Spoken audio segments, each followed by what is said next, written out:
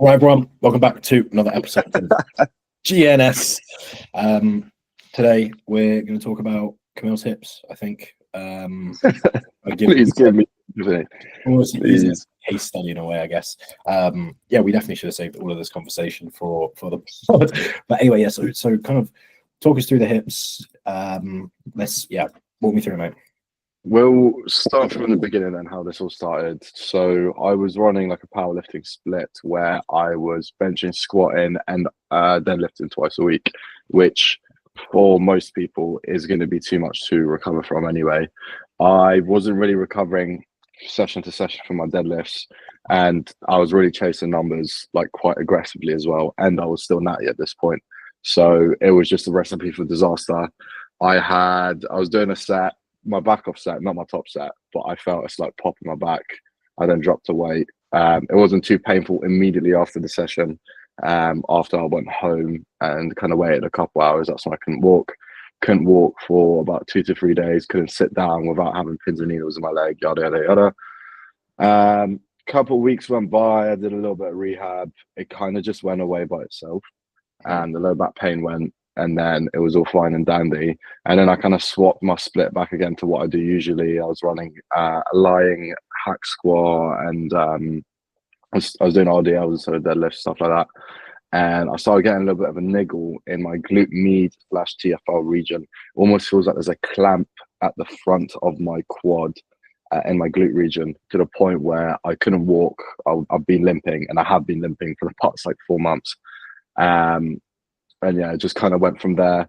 I've done a few bits of rehab here and there. It kind of got better. I thought it would go away. Then it just came back again. It's really aggravated by sitting. So, for example, right now, if I was to sit in this position for anywhere over 45, maybe an hour, I would probably start getting pins and needles, start getting really uncomfortable, yada, yada, yada. I initially thought it was some sort of annular strain, which is basically a very minor disc bulge, just when the disc doesn't actually move. There's just an annular strain in terms of the compression of the disc itself. Considering the pins and needles, considering how long it's been going for, and considering the fact that I RDL'd a couple of days ago and then I had another flare up of it, I'm now starting to think it definitely is some sort of disc bulge, which is really weird because I have been RDLing since then. And during the RDL, I don't feel any pain. I feel completely stable and I feel strong. It's what happens after that's the problem. I mean, I've RDL'd fucking 200 kilos since then, which is the most I've ever done without a belt as well. But like I said, there's no point in me trying to push something that's just going to make it worse and worse. And like I said, disc pathologies can be hugely problematic if you don't rehab them, which I'm getting on the border of not having done my rehab now. So all hip hinges are out at the moment. I'm running a different rehab split. I've gone down to phase 1 because I was kind of approaching phase 2, which is more of the stability. But because I've re-aggravated, I have to go back to step 1, because if you re-aggravate an injury after you've been injured, you can't go back to stability exercise because it's simply just too painful. You have to go back to phase 1, which is going to be more mobility based, in order to increase range of motion, reduce pain, to then address the root cause of the problem. That's a little tip for you guys out there. When you do a rehab, you want to phase it. You don't want to just have one phase of rehab where you just go straight into strengthening, or you go to straight to address the root cause of the problem, because there are things beforehand that might prevent the patient / client from doing so. Like I said, if they're in too much pain, if it's too acute, if they have pins and needles, if they can't walk, yada, yada, yada. So I'm back to phase 1, probably run this for another 2 weeks, maybe a week. We'll see how quickly. We'll see whether not RDLing for a week is going to have that much of a benefit. I'm pretty sure it will. And then go into phase 2, which is going to be the stability. But yeah, it's definitely something that's been kind of holding me back in a sense mentally. That's another thing that, sorry, I'm waffling on now, but another thing that people don't really accredit to injuries is like the psychological kind of stress that it puts on you. So like, you know, when I'm locked in, but when I'm in pain, specifically in chronic pain, as I have been for the past 6 months, you know, it's the first thing I feel when I wake up. Sometimes I wake up in pins and needles, and it already just sets me up in a bad mental state to then continue my day. You know, like say, for example, I'm just cooking a meal. Like I might get pins and needles in the kitchen while I'm just cooking up breakfast, and I have to go lie down while I'm cooking and then get back up, finish the meal, sit down, and then sitting is painful as well. So sometimes I'll literally eat a meal lying down, which is not ideal. But yeah, that's what I mean. Like, if my one bit of advice would be, if you do get injured, just deal with it straight away. Don't use me as an example, and don't do what I did, in a sense that, oh yeah, it will get better over time. Because if you don't address it, it won't get better by itself, because your body has a way of overcompensating. If there's a specific imbalance in a muscle, it's not just going to miraculously change. You have to implement exercises that force your body to change, the same way that you have to force your body to grow. You have to force your body to get better sometimes. But yeah, mate, exactly. So if we're looking at not being able to hinge, basically, which is kind of the main, so you've gone through a bit of a process of like, okay, what hurts, what doesn't. It's just hinging at the minute. Yeah. mm-hmm. So what's the process then for us if we're gonna still try and grow with the hinge? So I guess the first question would be like, what are we mainly trying to grow with a hinge generally? I think for me specifically, I'm a very hip dominated hinger, which means I'm going to be putting more bias on the erectors slash the glutes. I feel like because of the amount of load that I use, I still get really good stimulus on my hamstrings. However, I still could get that stimulus elsewhere from doing something like a leg curl, whether that's seated or lying or even a standing variation. There are some other exercises we could also experiment with, not necessarily doing like a hip hinge, but like a hyperextension, which will be more direct work to the lower back, and it will be a lot safer for me to do because I can get more range of motion and use less load. So there are ways that we can obviously program around it. Like you said, it's not necessary. There isn't any specific movement pattern that is necessary in the gym. You can always work around it. And I think in this case, it's going to be playing around with what exercises are painful, what exercises are not, what exercises can I grow the best from. And like you said, I think, yeah, like, I think just growing up my whole posterior chain was just the goal of the RDLs. It was one of my big heavy movements, sort of like a hack squat or, you know, a press or a row. But like you said, now that I have additional volume freed up from like a big compound movement like that, that could be, you know, very tiring for me. I can delegate more volume to more isolation exercises, which inherit might actually net me more gains. It might not. We'll see. It's a bit of a trial and error in this case, I think. Yeah. So if we're looking at the main things being like, let's take it like one muscle at a time. So if we're looking at the erectors, which is part of your posterior chain, what could we do then to make sure that we're training them? We could implement a static hip hinge in the sense that we could do like a bent over row. We could do like a landmine row, standing T-bar row. We could implement some isometric exercises in order to help build up the lower back, albeit it's not going to be the best for growing it because you're not doing it eccentrically, concentrically. We could alternatively, like I said, do hyperextensions. Those would be probably my best two exercises to go with, to be honest. Yeah, I'd say probably, to be fair, you could even just do some like spinal extension, like doesn't necessarily need to be an isometric. And then if we're looking at like your glutes or like the hip extensors, kind of giving it away, but what can we do to work around that? I mean, probably hip thrusts, I reckon. Yeah. So a lot of people will be like, oh, you can't hip hinge, what are you going to do? It's like, well, probably going to do a spinal extension and a hip thrust, or I might do hypers.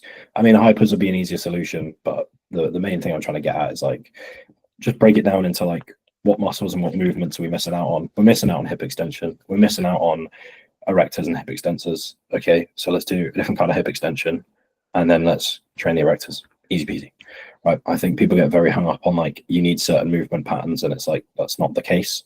Hinging, yeah, is going to be really convenient because having to do 2 exercises instead of 1 is probably a little bit annoying, but it's make a huge difference. You know, it's not something that we're overly concerned about. So for anyone listening at home, when it comes to working around, you know, make sure that you're like, I guess, don't overthink it so much and just take your time with it.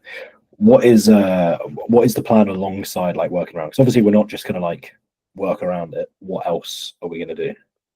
Well, it'll be to implement the rehab. So like I was explaining to you earlier, it's going to be phased. We always run a rehab in phases. The first phase is going to be more mobility slash getting rid of the pain. and making sure that you don't re-aggravate it. You typically, with mobility exercises, you can see a benefit a lot quicker than stability exercises. So you don't want to do this phase for longer than 2 to 3 weeks, depending on the severity of the injury.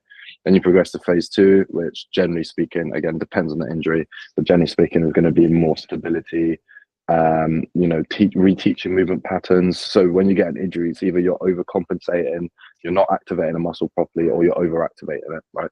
So say, for example, in my case, maybe I had really good results with doing like isometric single leg glute holds or glute bridges, and things like clams, which is obviously going to teach me proprioceptively to activate my glute max when I'm walking, because right now I have a very anteriorized hip. I'm putting a lot of stress on the anterior muscles, the rec fem, the TFL, and the glute med. They're obviously being worked. So we want to activate the glutes while I'm walking, proprioceptively, to make sure that I'm not overcompensating with the anterior musculature. So again, it's very injury dependent, but it's going to be, first of all, get them pain free and get them moving a bit better, and then get them to actually address the root cause of the problem. Because like I said, if you go straight to the root cause of the problem, it might be too painful. They might not be in a position where they can actually do the exercises. So the whole point of rehab is to build up slowly. You gradually start with, more basic exercises that aren't too painful, and then you progress to exercises that are more challenging in order to create or force your body to change. Exactly that. It comes down to, I think people use workaround as like a bit of a dirty word. It gives bad connotations, but work around it in your hypertrophic training, and find a way to still grow whatever musculature you need to. But then when it comes to your actual plan, implement some form of rehab, and then obviously that's where you will break it down into those stages like you discussed. But I think people kind of I had a few discussions with people where they'll be like, "Oh, what are you doing for this?" I'll be like, "I'm working around it," and they'll be like, "You're working around it?" And I'll be like, "Well, I'm working around it and I'm rehabbing it, yes, but like, I'm not gonna, like, we're not just gonna not train your hip extensors. We're not gonna just not train your erectors, because like, if we can, then we will, and definitely we can. If you're in a position where like your hips are fairly stabilized, fixed in place, and you were just like flexing your spine, particularly like your lumbar spine, that should be absolutely fine for you. So it's not anything that we really need to we don't just need to entirely pull that out. So yeah, for anyone listening at home, the main thing is work around it, as in find a way to grow those tissues. And I mean, arguably, like, feel free to hop in and disagree, but I would say arguably working around it and getting those tissues stronger is going to aid your rehab. Yeah, exactly. And that's the beauty of rehabbing, is kind of balancing both, if you are still training and doing the rehab as well. But yeah, what I was going to say is, like, with the connotations of working around it, kind of suggests that you're never actually going to get back to what you were doing before, which doesn't really make sense. Like, are you going to be working around it indefinitely? If you have an injury, surely you want that injury to get better, so you get back to doing what you're doing before. So for example, in your case, if you get a flare up or bicep tendonitis, okay, cool, we're going to work around it, we're going to do lower rep ranges. That might actually mean that we're getting less stimulus into the muscle, albeit it's still growing, but it's not growing at the rate if you didn't have the bicep tendonitis. So surely we want to get rid of the bicep tendonitis to make sure that you are growing at the best rate that you can be growing. You always want to address the root cause of the problem, like I said, and that's what the rehab does. But the beauty is balancing both at once. I'm still training 5 days a week, and I'm still going to plan on training 5 days a week. So I need to make sure that my rehab dosing is correct. I'm not overdoing it, so I can still recover, but I'm also not underdoing it to the point where I'm not actually facilitating any change in my body. Yeah, exactly that. It comes down to, if you've got an injury and you're not addressing it, you are just going to cause yourself more headache long term, because it's probably going to get worse, or you're just limiting your pool of exercise. That's not really great. And you've still got that irritation, that like underlying issue. It's like, I had a client message me today being like, "Hey man, joints are flaring up a little bit. I'm already taking fish oil, but what else should I take?" And I'm like, it's not about managing. It's not about putting like a plaster over the issue. It's like, let's address the underlying root cause here. Like, let's look at your training footage and address that, because if ultimately you've got no cause for injury, or there is no underlying injury, then you're not going to be injured, and that's only going to serve to benefit you long term. Because like, it might be, your bicep tendonitis only flares up with like supinated or supinating movements, you just do hammer curls. But then it's like, okay, but then what about if you're put into an uncomfortable position, or what about if that then starts to hurt, and then you're kind of even more limited? Or, you know, what if you don't always have access to an appropriate way to just hammer curl, or you're stuck with dumbbells all the time, or, you know, whatever. Like, it's not a good place to be where you've just got this injury underlying. So it's often good to, you know, address the concern while also making sure that you still find a way to grow those associated tissues. Because again, like if you're training elbow flexion in this example and you're getting stronger with your elbow flexors, then that's only going to serve to kind of benefit you in terms of injury prevention and rehab. Yeah, exactly. And I think that in terms of like rehab specifically, there can be so many misconceptions, and there's like so many different ways of going about it. But like you said in your post today, actually, if you don't, a lot of the stuff that we say here isn't going to be necessarily applicable with your clients. If it's simple and it works, don't change it. Start with the basic stuff. If that then doesn't work, then play around, kind of with what I did. I thought this was going to be a minor injury. It wasn't. But in the beginning, I was doing very basic exercises. Like Jack said, I was kind of implementing a bit of rehab into my training. That didn't work. Then it's like, okay, cool. Let's actually do like a proper phase plan. But like, say, for example, you've got a client who's got a muscle strain, who, you know, a very minor injury typically gets better within about a week or so. Don't be like, okay, now we need to implement 3-phase plan. First, you're going to be 3 weeks of increasing range of motion. Then we're going to give you 8 to 12 weeks of fucking stability exercises. You need to understand the severity of the injury and therefore how much rehab you have to do. Otherwise, you know, if someone just gets a muscle strain, they're going to be fucking scared. They're going to be like, why do I have so much rehab for such a minor injury? And that's going to make them a lot more fear avoidant in the gym. It's going to prevent them from, you know, progressing properly, because they're going to be psychologically holding themselves back, because they'll be like, oh, if I push too hard, I'm going to get injured. And then, you know, like I said, it's about striking a sweet balance between, if you get an injury, cool, we'll rehab it. We'll do only what we have to do, not anything, any less or any more. But at the same time, make sure you're not fucking scaring your patients or your clients and making them fear avoidant, because that inherently is more injury. How would I say it? It promotes more injuries than just not being in any side, being a fear confronter or a fear avoider. Mate, exactly that. So in terms of your week, other than the kind of hip stuff, how has it been getting back into training and everything? Do you know what? It's been really good. It's been good. I got my last exam result back on Thursday, which is really good to know. Finally fucking qualified osteo. Well, I'm gonna get my paper next month, but yeah, definitely been a fucking drag. It's been something that was stressing me out quite a lot about the exams. My examiner was the examiner I had in my second exam, he was my dissertation supervisor. And the reason I picked him is because he's a neek. He's really, really smart. But with that, he's also really, really strict. So when I had him an exam, I was like, fuck, I was really scared.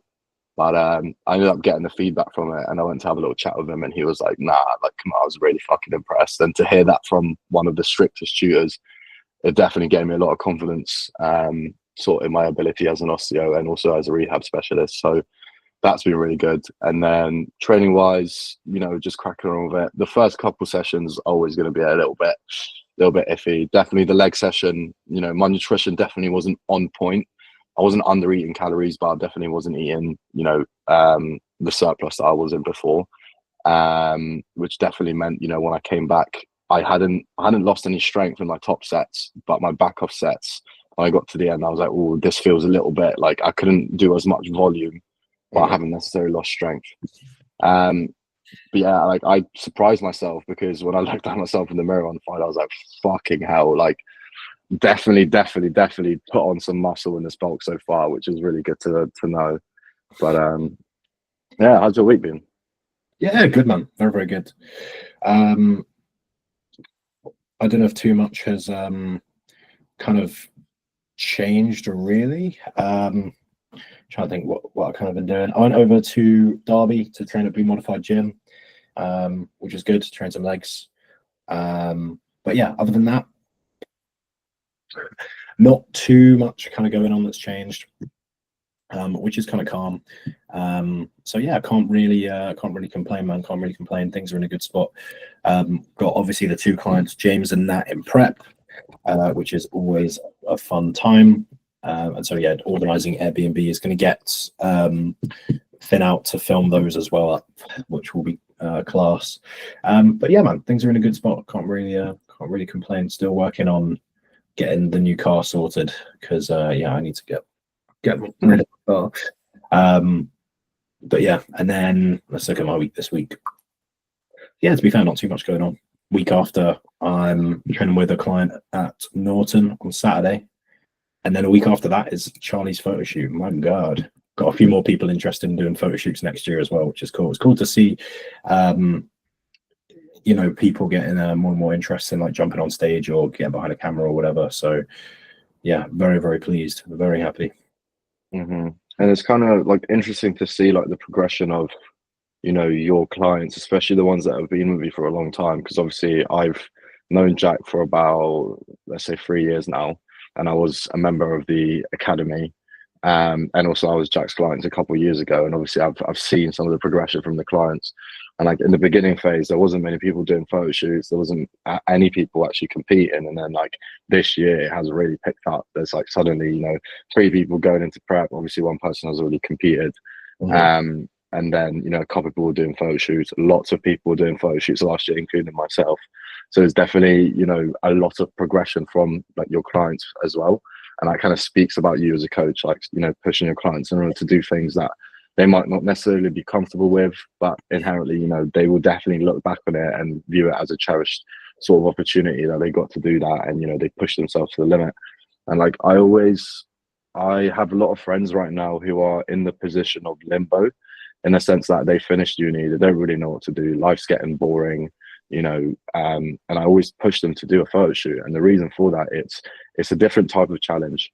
Uni can be a psychological challenge, you know, you're stressed mentally, but doing a photo shoot, doing a diet, getting yourself to that low body fat percentage, that's a physical and mental challenge. It's something that some people will never get to experience, you know.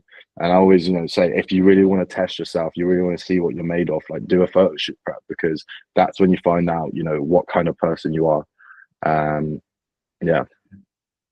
Yeah, exactly, man. Exactly. I think the honest key to it, as best as I can kind of like pick it apart, is having a real strong sense of community.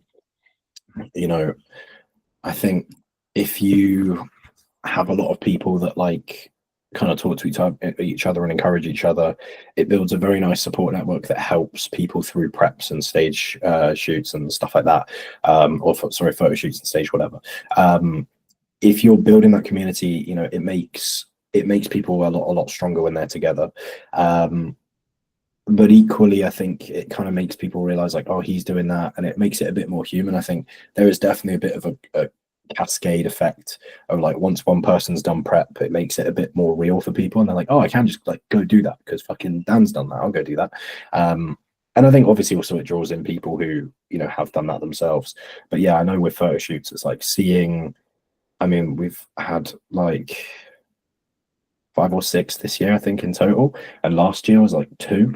And the year before that was like 1. And the year before that was like 0. And it was 0 for a while. But I think once people see like that's an option and they're like, oh, this is really cool, you know, it does create quite the, like, I think it just opens people's eyes to the option of it, and they see what it's like, and it intrigues people. So yeah, I think the key thing that is always a priority for like coaching, in my opinion, is like creating a community, making sure everyone gets on, and making sure that like, if I can keep everyone that I'm coaching to be mates of each other, you know, that goes a long way. So yeah. I think physique development and bodybuilding can be extremely lonely. Like at the end of the day, when you step up on stage, you're there by yourself, you know, and it can be daunting. And I found a lot of joy in surrounding myself with like-minded people, which I didn't have a couple of years ago. Obviously I had like my closest mates who I got into gym. Like I didn't have like a community like I do now, with clients at varying different levels, all the way from competitors to people who are just beginning in the gym. Yeah. And like I said, it's, you know, very fulfilling as a coach to see someone on their journey, starting out, you know, first year in the gym, second year, third, fourth, fifth year, every single time. Or every single year, they're learning something different, they're implementing new things, they're growing, they're developing, not only physically, but also psychologically as well. And I think seeing that growth from someone, it's, like I said, probably the most fulfilling part of coaching, at least for me. Knowing that you're able to kind of aid someone and get into a position where they want to be. And, you know, those messages you get from your clients being like, oh, I couldn't do this without you, or I didn't realize I could, you know, train around this injury, for example, or I didn't realize I could squat pain-free, things like this. It always makes my day, and it makes me, you know, love coaching even more. And this is why I kind of combine coaching with osteo, because it just goes so well. It's kind of like, what's a really good food combination? I'm trying to think. Nutella and banana. I'm going to go with that. Oh, Nutella banana, mate. I used to love, like, when, maybe, was it, I don't know, maybe I'm an idiot. I feel like when I was like 10, to me, that was like when I first discovered Nutella. I don't know if that was when Nutella first came out. Probably not. Like, yeah, I remember like discovering Nutella as a thing and being like, mate, this fucking slaps. I could eat like jars of it. Yeah. That, and like, I feel like maybe this one's a bit more accurate, but Biscoff spread.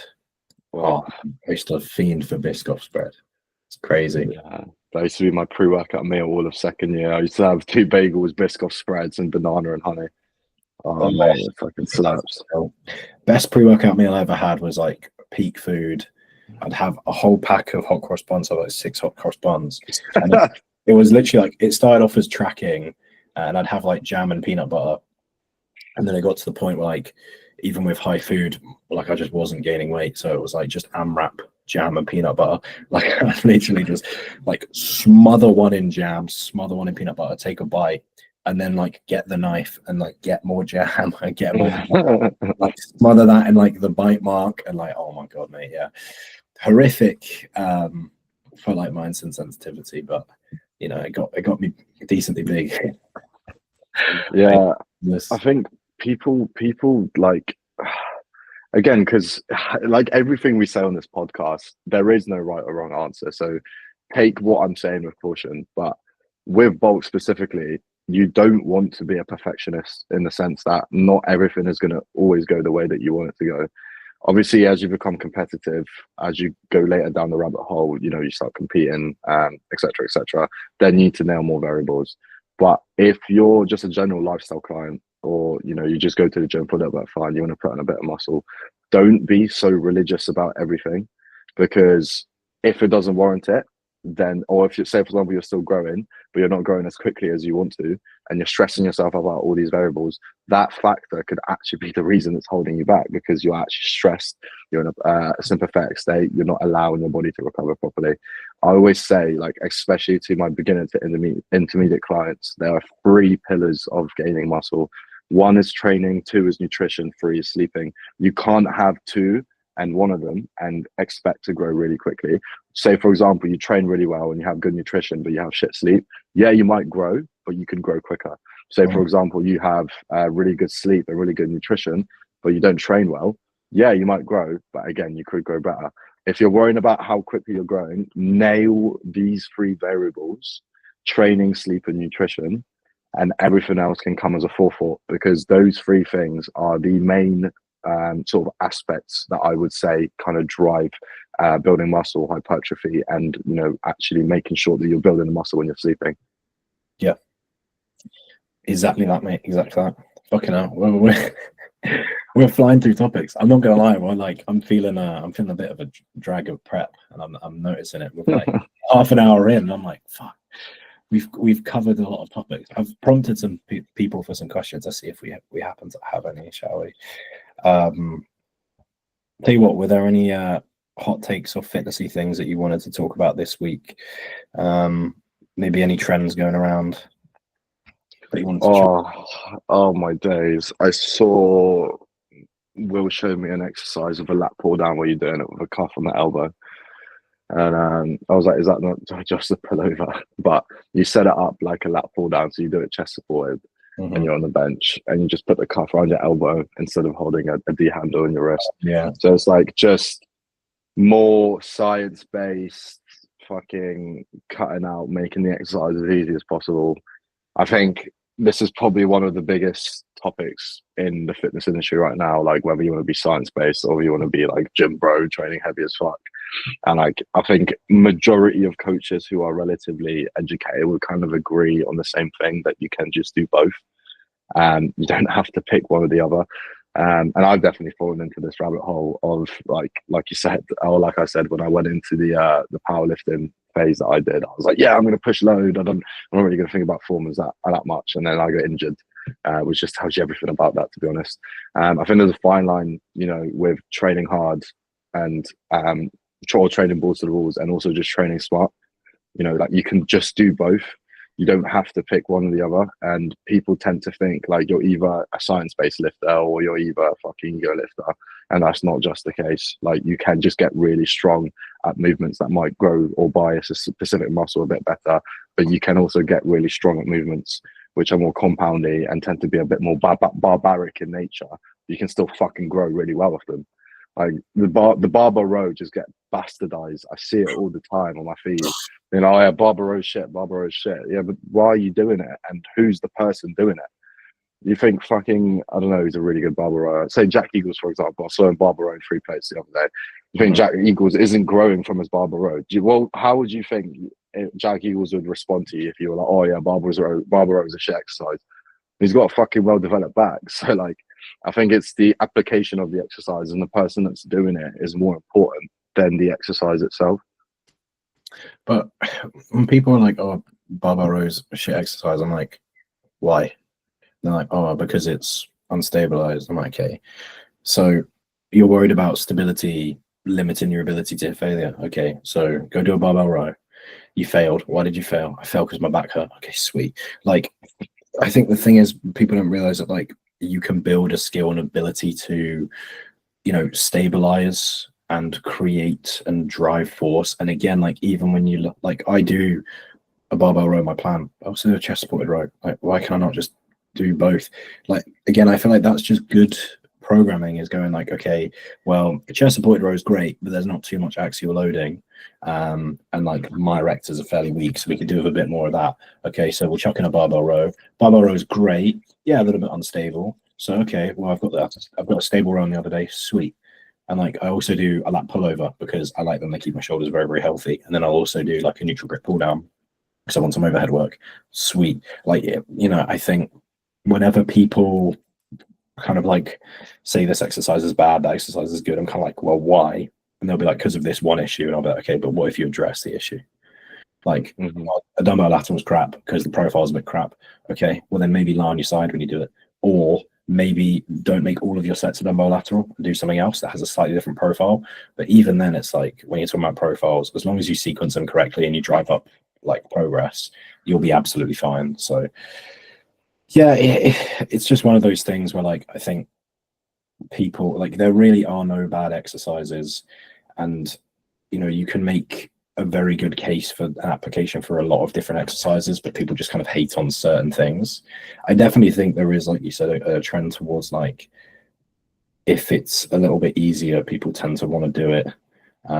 Like a cuffed pull down instead of like gripping something. It's like, okay, well, sure, you can do that and your back will probably grow the same, but like there's other benefits you're missing out on, such as like, you know, prevention of like wrist and forearm tendonitis, potentially some forearm growth, potentially some bicep growth, ease of setup. I think getting into that when it gets really heavy is gonna be really annoying to do as well. So it's, you know, it's one of those things where like it's easy to kind of view it as like, oh, I'm doing a pull down because I want to grow my back, and like, yeah, that's the case, but then there's also other benefits and things going on there that drive the reason that we want to do that, you know.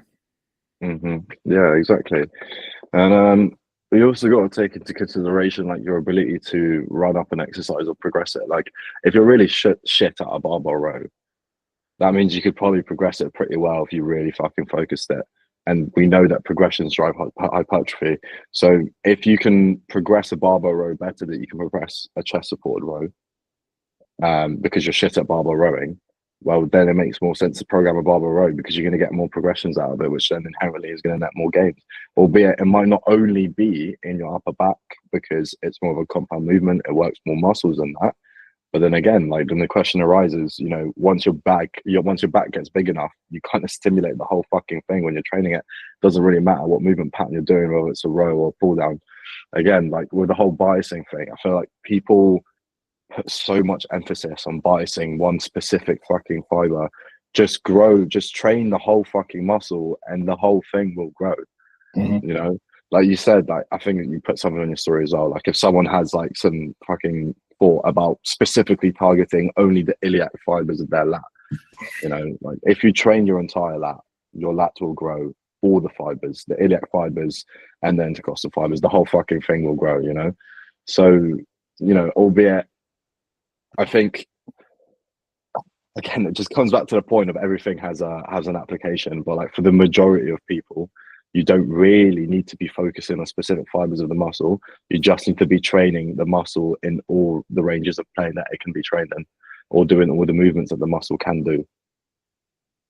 Yeah, exactly. I think, you know, the honest truth is I think a lot of people will be like, oh, I'm lacking this body part, and it's like, no, you're just kind of lacking overall development. You know, people are like, oh, I don't really have a lower lat, and I'll be like, well, that's because you've got a bit of upper lat, but there's not much. Like, if you generally just grow your lat, it's going to become a bit more obvious. Like, it's like people who want like a huge upper chest, and it's like, you've not really got a lower chest in the first place. And like, part of the reason why you're lacking that development is because just the total amount of grams of tissue on your chest is just not there. And like, if you generally just train it from a variety of angles, it's going to really grow and develop fairly evenly. And, you know, I think just focus on like variety of movements, and making sure that you like are including those. I think it comes down to things like, I tend to just kind of like train my chest from a variety of different angles. I will do specific upper back focus work because my upper back, just like from what I've seen over the past few years, I've not like, it doesn't grow as well as my lats, and that's fine. I don't currently do any direct rear delt work because I can see that currently things are progressing well without it. Mm. You know, it just comes down to like sensible application of things, and I think people can, it's very easy to hyper obsess, and like, particularly when you're newer to the gym, I think when you've been doing it for a while, it's easy to be a bit more patient, whereas when you're new, you're like, oh my god, the reason I don't look how I want is because I'm not biasing this or I'm not biasing that, so therefore it's not going to grow. And it's like, that's not really the case. It's just that you're just not doing it that long and you just don't have that much tissue, and that's fine. So the further along you get, you know, I think unless you've got like really niche goals, like maybe you're like, I literally don't care about anything other than my iliac lat, like I literally just want iliac lat, like, I want the rest of my lat to be small, bruv. Okay, cool, weird, but sure, bias your iliac lat. Maybe you've got an issue relating to when you start to bias more towards like upper back and rhomboid and stuff, like you start to get a little bit of pain. Okay, cool, maybe we'll get specific with our loading patterns there, or if you get judges feedback. But beyond that, it's like, it's so not needed to be, you know, that like hyper obsessive with training different muscles, and again, or biasing within a muscle. And again, that's where I just say, like, if you just do a variety of patterns, you'll be fine. You know, if, like we said, you embrace, okay, I'm pretty crap at this, I'm pretty crap at that, so I'll put that first and get good at it, then great, you know, that'll grow you well. Yeah, I'm gonna hit them with the osteopathy fucking principle classic, mate. Structure governs function. I think this is something that people tend to kind of overlook when trying to buy specific muscle groups, especially when they're changing their form. I'll give a prime example of me doing something like an RDL. Now, structurally, I tend to be more of a hip dominant RDLer. That's what's more comfortable for me. As soon as I make the change to be more knee dominant, I start running into issues. Now, how do I then progress in order to grow my hamstrings? Well, I just get better at doing a hip dominant RDL that has grown my hamstrings, you know, and I don't run into issues that way because, you know, albeit maybe with deadlifts, but like with RDL specifically, I haven't run into the issues before. So it kind of makes more sense to do that rather than changing up your form, because like I said, structure governs function. Every single human is different. Our anatomy is different. Bone structure is different. Tendon insertions are different. You know, muscle and tendon insertions are different. Everything is going to be different. So it's going to be completely dependent on what works for you. And, you know, if changing up your form on an exercise just to bias a specific muscle a bit more then leads to more problems down the line, then I just don't see that as an avenue in order to progress, because it just doesn't make any sense. You have to almost play to your own structure. Another thing is like when you're pressing, for example, the angle that you press at. Some people will say, oh, if you bring your elbows more in, your bias more chest. I have never ever brought my elbows in. I'm more of a flared out presser. That's just what's more comfortable for me, and I have grown my chest from that. You know, so don't see something on the internet be like, oh yeah, if you internally rotate your chest and depress your shoulders, you'll bias more of the chest, because that's not the case. It is so case by case dependent. So you just got to try out what works for you, and if it works, then don't fucking worry about it. Yeah, exactly. I think again, this is where maybe people forget the nuance of, like, let's say you're doing 3 sets of a hinge, 3 sets of like a seated hand curl, right? You're like, okay, I'm a hip dominant squat hinger.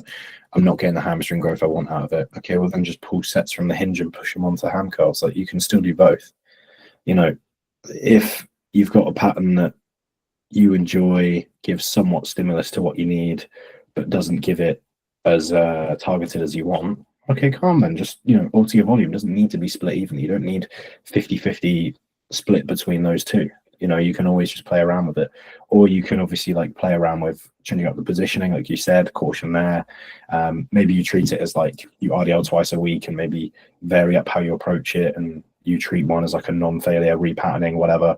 But that's the thing, like you have to just be very sensible with your programming. But I think people forget that like you can just play around with how you do things. Like if you find that flies grow you well but give you a little bit of pain, okay, well then sequence them near the back, or don't put as much volume in it, or don't progress load as aggressively, or use more intensifiers. Again, you don't need to treat everything like just because you're doing 4 sets and 2 exercises doesn't mean it has to be 2-2. It can be 3-1.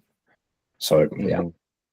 I mean, it ultimately just comes down to your flexibility with programming. I mean, how often do we see it where coaches just stick to one specific, you know, set of programming? Like they all program their clients the same.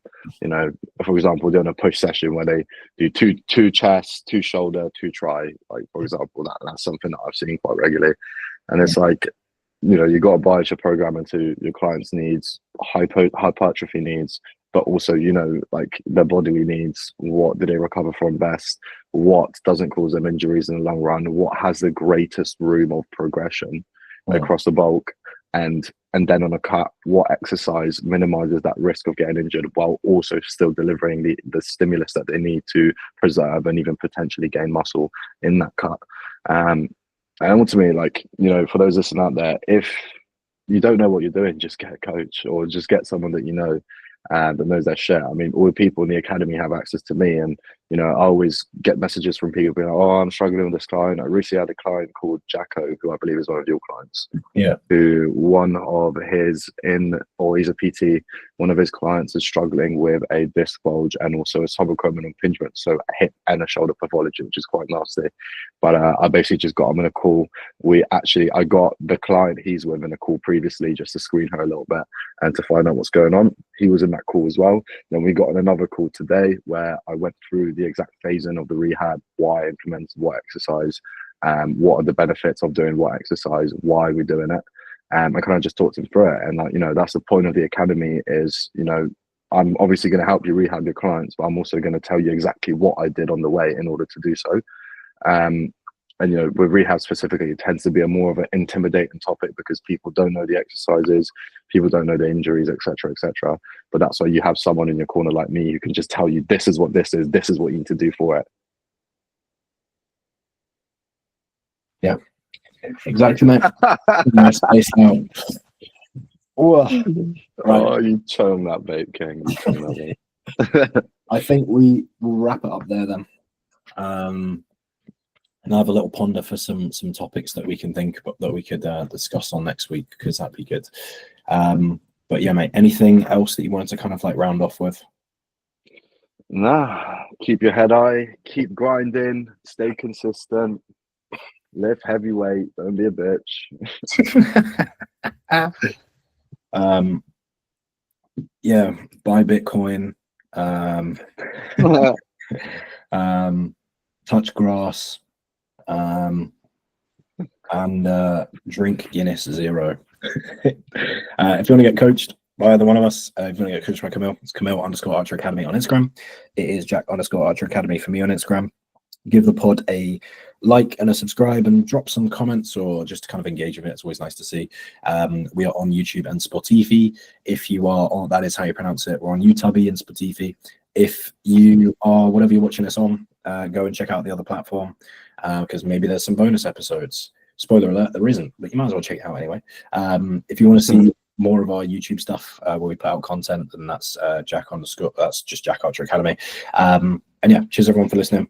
Have a good one. See you.